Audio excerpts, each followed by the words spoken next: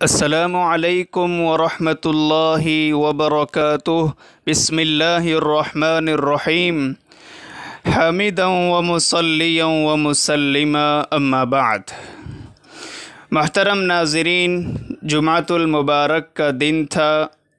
اور سن ہجری 2 کے رمضان المبارک کی 17 تاریخ تھی، اور صبح صبح کا وہ وقت تھا جب حق اور باطل کے درمیان فرق کرنے والا، تمیز کرنے والا ایسا تاریخی معرکہ وجود میں آیا جسے آج غزوہ بدر کے نام سے جانا جاتا ہے۔ یہی وہ غزوہ ہے جس میں محبوب صلی اللہ علیہ وسلم حضرت عبداللہ ابن ام مکتوم، جو کہ ایک نابینا صحابی ہیں جنہیں عمرو بن مکتوم بھی کہا جاتا ہے، ان کا ایک نام عمرو بن مکتوم بھی نقل کیا گیا ہے۔ آپ نے حضرت عبداللہ ابن ام مکتوم رضی اللہ تعالیٰ عنہ کو امام اور حضرت ابو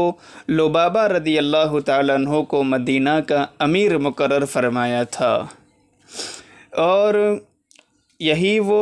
غزوہ تھا جس میں محبوب صلی اللہ علیہ وسلم نے اپنے صحابہ سے مشورہ طلب فرمایا تھا کہ اے لوگوں، مجھے مشورہ دو۔ تو آپ کے اس مشورہ طلبی پر حضرت ابو بکر صدیق رضی اللہ تعالیٰ عنہ نے بھی اپنی رائے کا اظہار فرمایا تھا، حضرت مقداد ابن عمرو نے بھی مشورہ دیا تھا، اور حضرت سعد بن معاذ رضی اللہ تعالیٰ عنہ بھی مشورہ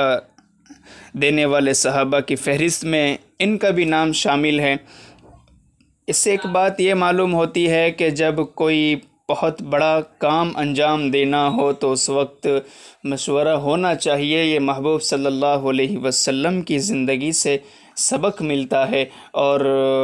جب رائے پوچھی جائے تو پھر اپنی رائے کا بھی اظہار کر دینا چاہیے، اور اس میں اپنی ذات سے زیادہ دوسروں کی خیر خواہی اور دین کی بھلائی پیش نظر ہو۔ اور یہی وہ غزوہ ہے کہ جب محبوب صلی اللہ علیہ وسلم اللہ تعالیٰ سے مدد کی التجا کر رہے تھے، جس کا وعدہ کیا گیا تھا، اور آپ صلی اللہ علیہ وسلم کی دعاؤں میں سے ایک دعا جو اہل سیر نے نقل کی ہے وہ یہ کہ خداوندہ، اگر آج یہ گروہ ہلاک ہو جائے گا تو پھر زمین پر تیری عبادت نہ ہو سکے گی۔ خداوندہ، اگر آج یہ گروہ، یہ مٹھی بھر جماعت ہلاک ہو جاتی ہے تو پھر اس زمین پر آپ کی عبادت نہ ہو سکے گی۔ اس وقت حضرت ابو بکر صدیق رضی اللہ تعالیٰ عنہ نے عرض کیا تھا کہ اللہ کے رسول صلی اللہ علیہ وسلم بس کرے نا، اللہ تعالیٰ آپ صلی اللہ علیہ وسلم سے کیے ہوئے وعدے کو ضرور پورا فرمائیں گے۔ تو اس سے یہ بات معلوم ہوتی ہے کہ جب انسان پریشان ہو تو ایک محب صادق اور ایک سچے دوست کی ذمہ داری ہوتی ہے کہ وہ اس کو دلاسا دے، جیسے کہ اس واقعے سے ہمیں یہ بات ملتی ہے کہ حضرت ابو بکر صدیق رضی اللہ تعالیٰ عنہ محبوب صلی اللہ علیہ وسلم کو دلاسا دے رہے ہیں اور کہہ رہے ہیں کہ اللہ کے رسول بس کریں نا، اللہ تعالیٰ نے آپ سے جو وعدہ فرمایا ہے مدد کا، نصرت کا، وہ ضرور ہو کر رہے گا۔ اور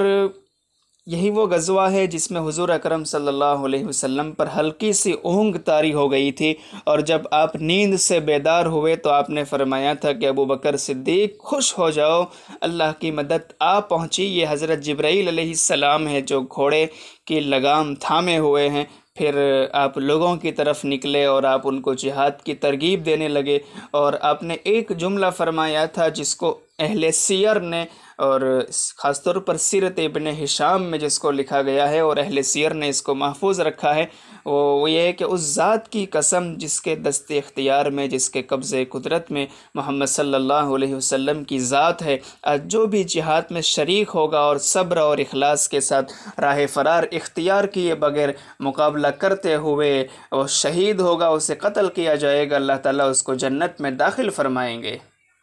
جب محبوب صلی اللہ علیہ وسلم نے یہ بات ارشاد فرمائی تو آپ کے ایک بہت پیارے صحابی جن کا نام ہے حضرت عمیر بن حمام، عمیر بن حمام یہ اس وقت کھجوریں کھا رہے تھے جب محبوب صلی اللہ علیہ وسلم نے یہ ترغیبی بات کی اور آپ نے جہاد پر ابھارا تو وہ تیار ہو گئے اور انہوں نے کھجوریں پھینک دی اور کہا کیا میرے اور جنت کے درمیان صرف اس قدر فاصلہ ہے کہ وہ مجھے قتل کر دیں، میں شہید کر دیا جاؤں؟ بس اس کے بعد وہ تلوار لے کر جمگٹھے میں گھس جاتے ہیں اور ایسے مصروف ہو جاتے ہیں کہ پھر وہ شہید ہو جاتے ہیں۔ اس کو کہتے ہیں اللہ تعالیٰ کے وعدوں پر یقین، محبوب صلی اللہ علیہ وسلم کے فرمان پر دل سے کامل اطمینان۔ اور یہی وہ غزوہ ہے جس میں محبوب صلی اللہ علیہ وسلم نے ایک مشت کنکریاں لی تھی اور قریش کی طرف پھینکتے ہوئے آپ نے ایک جملہ فرمایا تھا کہ شاہت الوجوہ، اور اسی غزوے میں آپ نے ساتھیوں کو حکم دیا تھا کہ خوب جوش و خروش کے ساتھ جہاد کریں، اور پھر اس کے بعد جو ہونا تھا وہ ہوا۔ 313 کا ایک چھوٹا سا ایک چھوٹی سی جماعت 313 کی 1000 سے کچھ زائد لوگوں پر غالب آ گئی، اور پھر اللہ تعالیٰ نے ایسی فتح نصیب فرمائی کہ پھر اس کی مثال بہت مشکل ہے۔ اور یہی وہ غزوہ ہے جس میں جنگ کے اختتام کے بعد اللہ کے رسول صلی اللہ علیہ وسلم ابو جہل کو تلاش کر رہے تھے، تو حضرت عبداللہ ابن مسعود رضی اللہ تعالیٰ عنہ، حضرت عبداللہ ابن مسعود رضی اللہ تعالیٰ عنہ اس دشمن خدا کا سر قلم کر کے لائے اور آپ کے سامنے انہوں نے رکھا۔ یہ ایک روایت ہے لیکن جو بہت مشہور ہے وہ یہ کہ ابو جہل کے قاتل معاذ بن افرا اور معوذ بن افرا ہیں، اور ایک روایت جس کو سیرت ابن ہشام نے نقل کیا ہے اور اس کی جو مختصر یعنی اس کی ایک مختصر اس کو اختصار جس کتاب میں اس کا عام فہم اردو زبان میں کیا گیا ہے اس کا نام ہے مختصر سیرت نبوی، اور اس کو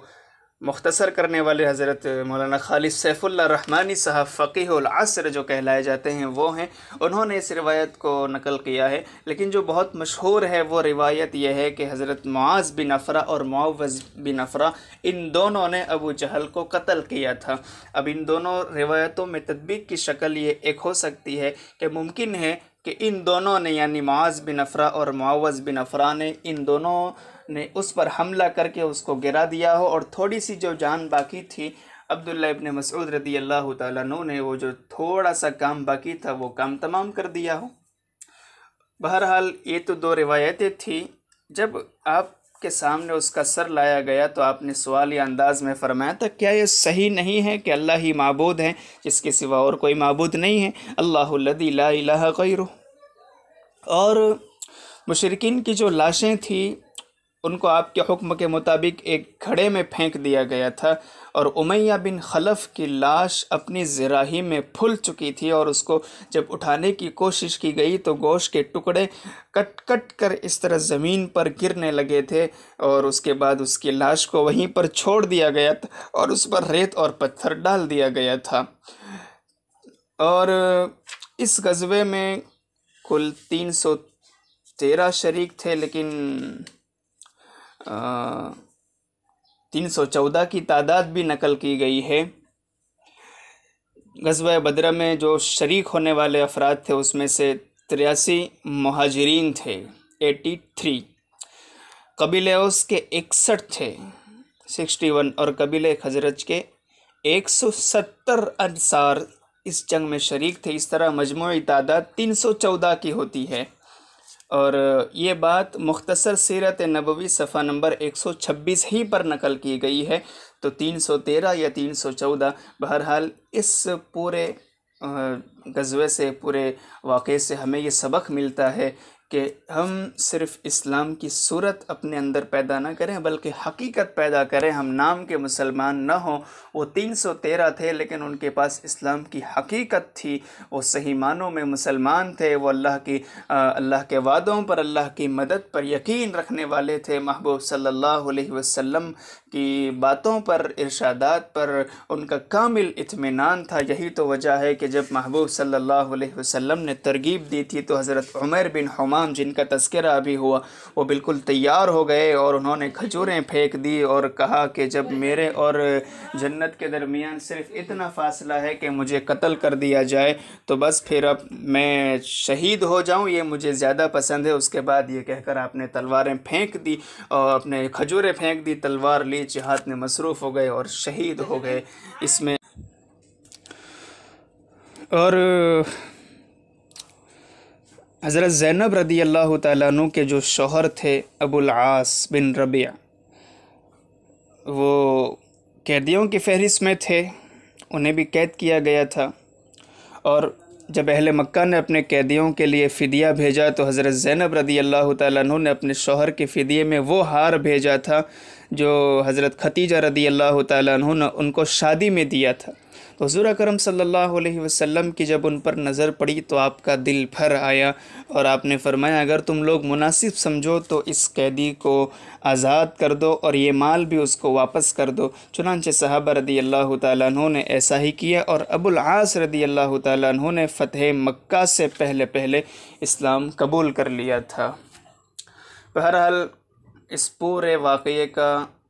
اور اس پورے غزوے کا جو ہمیں سبق حاصل ہوتا ہے وہ یہ ہے کہ نہ اسلام کبھی مٹنے والا ہے، نہ کبھی قرآن مٹنے والا ہے۔ قرآن کا ایک حرف تو کیا ایک نقطہ بھی کبھی نہیں مٹ سکتا۔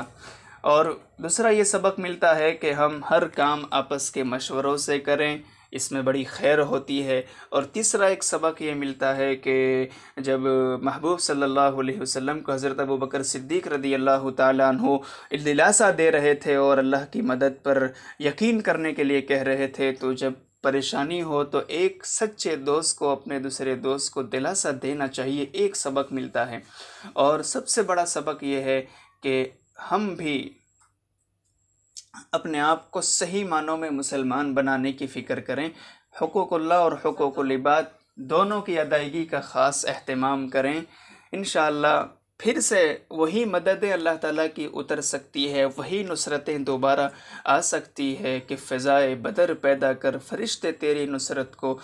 جی۔ اور آگے کا جو مصرع ہے اس کا مطلب یہی ہے کہ آج بھی اتر سکتے ہیں گردوں سے قطار اندر قطار ہم بھی۔ تو بہرحال اللہ تعالیٰ سے ہی دعا کرتے ہیں کہ اللہ تعالیٰ ہمیں صحیح معنوں میں مسلمان بنائیں اور اسلام کی حقیقت ہمیں سمجھ میں آئے۔ وہ 313 تھے لیکن 1000 سے زیادہ پر غالب آ گئے اور وہ اسلام کی صورت کے ساتھ ساتھ حقیقت رکھنے والے تھے، وہ صحیح معنوں میں مسلمان تھے اور اللہ تعالیٰ کے وعدوں پر کامل یقین رکھنے والے تھے۔ ہم بھی اللہ تعالیٰ کے وعدوں پر کامل یقین رکھیں، محبوب صلی اللہ علیہ وسلم کے ارشادات اور فرامین پر دل سے اطمینان رکھیں، ان پر عمل کریں، محبوب صلی اللہ علیہ وسلم کی ایک ایک سنت کو جان جان کر اس پر عمل کریں۔ پھر دیکھیں انشاءاللہ اللہ تعالیٰ کی مدد شامل حال ہوگی۔ وہی نصرتیں جو صحابہ کے ساتھ تھی وہ آج بھی اتر سکتی ہے، لیکن شرط یہ ہے کہ ہم اپنے اندرون کو بنانے کی فکر کریں۔ یہ مبارک مہینہ رمضان المبارک کا انسان کی روحانی تربیت کا مہینہ ہے، مگر اس مہینے میں بھی ہم سے گناہ نہیں چھوٹتے، اللہ تعالیٰ کی نافرمانیاں نہیں چھوٹتی۔ تو بہرحال ہمیں ایک بار ایک نئی زندگی کا آغاز کرنے کی ضرورت ہے اور توبہ والی نئی زندگی کا آغاز آج ہی سے کرنے کی ضرورت ہے۔ دعا ہے کہ اللہ تعالیٰ ہمیں اپنے سچے اور اپنے مقبول و محبوب بندوں میں ہمیں شامل فرمائے، آمین بحرمت سید المرسلین و خاتم النبیین صلی اللہ علیہ وسلم۔ وما علینا الا البلاغ وآخر دعوانا ان الحمد للہ رب العالمین۔